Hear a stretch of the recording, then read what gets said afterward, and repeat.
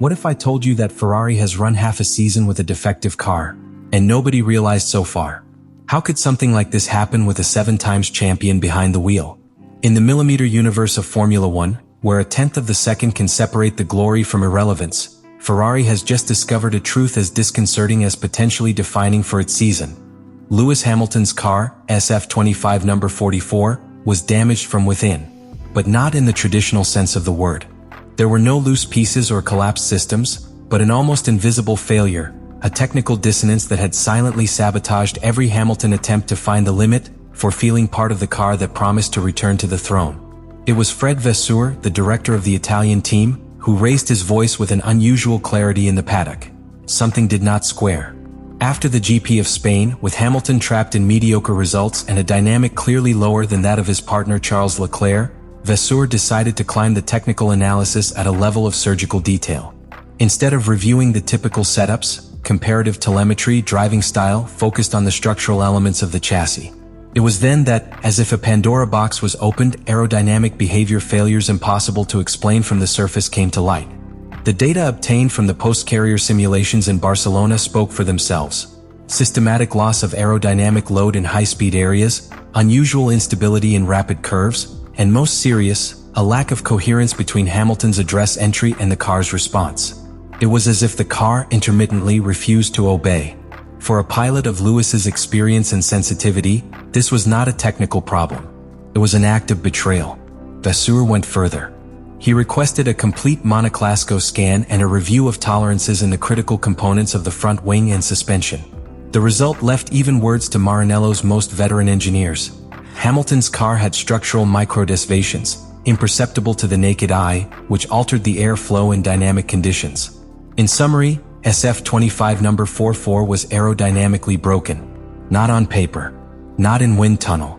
On the royal track. This discovery becomes even more dramatic if it is taken into account that for weeks the symptoms were intermittent. Some weekends the car seemed stable, others was completely unpredictable. This confused everyone from analysts to Hamilton himself, who was beginning to question whether his driving style was outdated for Ferrari's new era. But it wasn't him. It was the car. And the most disconcerting of everything, the SF25 of Charles Leclerc showed none of these behaviors. Same base, same evolution, but with a key difference. The monegasque chassis was perfectly within the factory tolerances. The conclusion was clear. It was not a global design error. It was an individual defect, located, possibly originated during manufacturing or the final assembly of the car 44. At this point, the question was no longer only a technique but philosophical. How is it possible that a team with resources and the obsession with Ferrari's detail has not detected this before? How many points, how many opportunities, how many races Lewis has lost for a failure that nobody thought about looking for? This is not just a performance problem. It is a crack in trust between pilot and team. And it is also a silent warning for the entire category. Even the giants, even the most prepared, can fall victims of their own technical complacency. For weeks, what seemed to be a slow and frustrating adaptation of Lewis Hamilton to his new environment in Ferrari was actually the reflection of a technical tragedy that no one had known how to identify. From the outside, the story was repeated with monotony. Hamilton needs time. He is finding his place. The car is not made for him. But inside the cockpit, each classification session, each career stint, was a nightmare supported by a silent doubt. Why does the car not react as it should? The media narrative pointed to Heptacampion. He was accused of having lost the spark, of not understanding the SF25, of not being able to replicate the ease that Leclerc showed with the same car. There was talk of incompatible driving styles, age differences, mental wear. What nobody dared to verbalize was that, perhaps, the problem was not the pilot but the machine. The free training offered clues but were dismissed. Hamilton reported strange sensations in rapid curve, irregularities in traction at the outflow, a sensation of disconnection between its steering wheel and the behavior of the car. From the wall, the answers were always the same. Minor adjustments in the suspension, changes in braking distribution, small aerodynamic variations. Superficial solutions that did nothing more than mask a structural problem that continued to erode the confidence of the British pilot. In the post-carrier analysis, the engineers began to notice patterns, but they did not yet have enough pieces to assemble the puzzle. Hamilton had abnormally high tire wear on the right front, and his return time suffered sudden falls after the 10th turn. Meanwhile, Leclerc maintained a linear degradation, much more predictable. It was as if both conduct different cars. But Ferrari, like so many teams before, fell prey to one of the most dangerous traps of modern F1. Trusting too much on simulation and not enough in the pilot's perception. The drama intensified because every mediocre result of Hamilton added pressure to a pot and on the edge of the outbreak. In the paddock, some began to murmur that their signing had been a mistake, that their magic had been exhausted. Even inside the team, the perception was blurred. Was Lewis overpiling? Was it forcing mistakes for not understanding the car? The questions multiplied, but the real cause remained hidden, buried under layers of data that did not tell the whole truth. It was this sum of apparently unconnected symptoms, intermittent, difficult to replicate, what delayed the final diagnosis.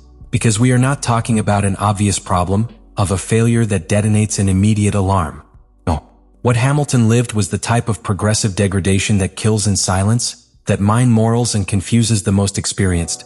Under specific conditions, with a certain fuel load and certain steering angles, the SF25 number 44 simply stopped obeying.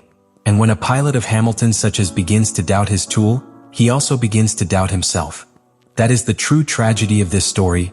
It was not only a damaged car, but a broken trust. And that, in Formula One, can be as lethal as any technical problem. The emotional precision of the pilot, its ability to anticipate, to feel the track and modulate the car through instinct, fades when that car becomes an unpredictable entity. Therefore, beyond engineering, this case reveals a human vulnerability that Ferrari did not know how to read in time. And that myopia almost cost them not only points, but the moral integrity of one of the greatest pilots of all time. The calendar does not respond. With the Canada Grand Prix as the next stop on the calendar, the finding of technical anomalies in Hamilton's car forced Ferrari to completely redesign his work plan, not only for Montreal but for the rest of the season. What in any other team could have been addressed with gradual adjustments, in Maranello became a surgical precision operation under extreme pressure. The first challenge was logistics. Identify what components of the chassis could be corrected without violating the technical regulations or putting the homologation of the SF25 at risk. Here it was not a simple replacement of pieces. We talked about a partial re-engineering of the monocoque, with direct intervention of the Ferrari Structural Quality Department, an area that rarely comes into play during the season. Cross-inspections were ordered between wind tunnel data and CFD simulations to identify structural microtends that altered aerodynamic balance under dynamic conditions. There was even talk of a vibrational mapping of Car 44, something that is normally reserved for pre-season phases or collision incidents. The second great impact was on the strategic plane. The Canada GP is a high-speed urban circuit with extreme and long straight branches where any aerodynamic failure in the front axle is paid with chronic subwiring and loss of traction. Knowing that Hamilton's car had been dragging an invisible imbalance meant that the entire setup strategy prior to Montreal was invalidated. Ferrari had to discard weeks of planning, simulator sessions and energy maps developed with an erroneous technical basis. All work built on an unstable platform should be remade from scratch. This forced a paradigm shift. Instead of optimizing the car to adapt it to the demands of Circuit Gilles Villeneuve, Ferrari focused all its resources on returning to Hamilton a functional, coherent, predictable machine. For the first time in the year, the technical team prioritized the man-machine tuning above pure competitiveness. The approach went from the gain of tenths to the restoration of trust. And that says a lot about the level of gravity of what was found. In addition, this strategic redirection affected internal operations.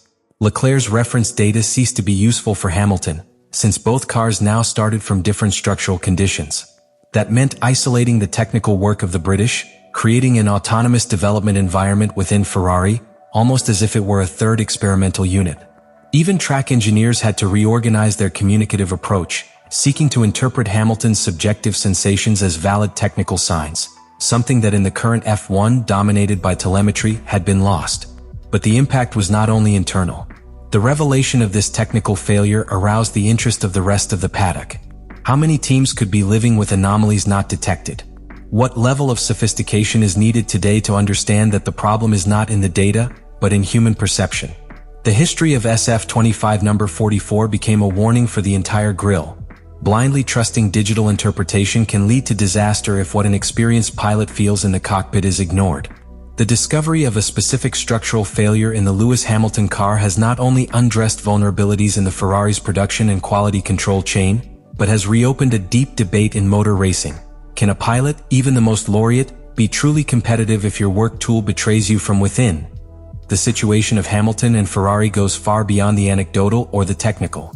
It represents a turning point, because we are not talking about a common mistake, an obvious problem that appears in a graph or that causes an alarm on the boxes. We are talking about an almost intangible, almost philosophical phenomenon. A car that does not behave as it should and converts the pilot's experience into a maze of uncertainty. Each return was a silent fight. Each session an unanswered interrogation. And that leads us to the most important question of all. What will happen now? Can Hamilton, after weeks of frustration and emotional wear, trust again in the car?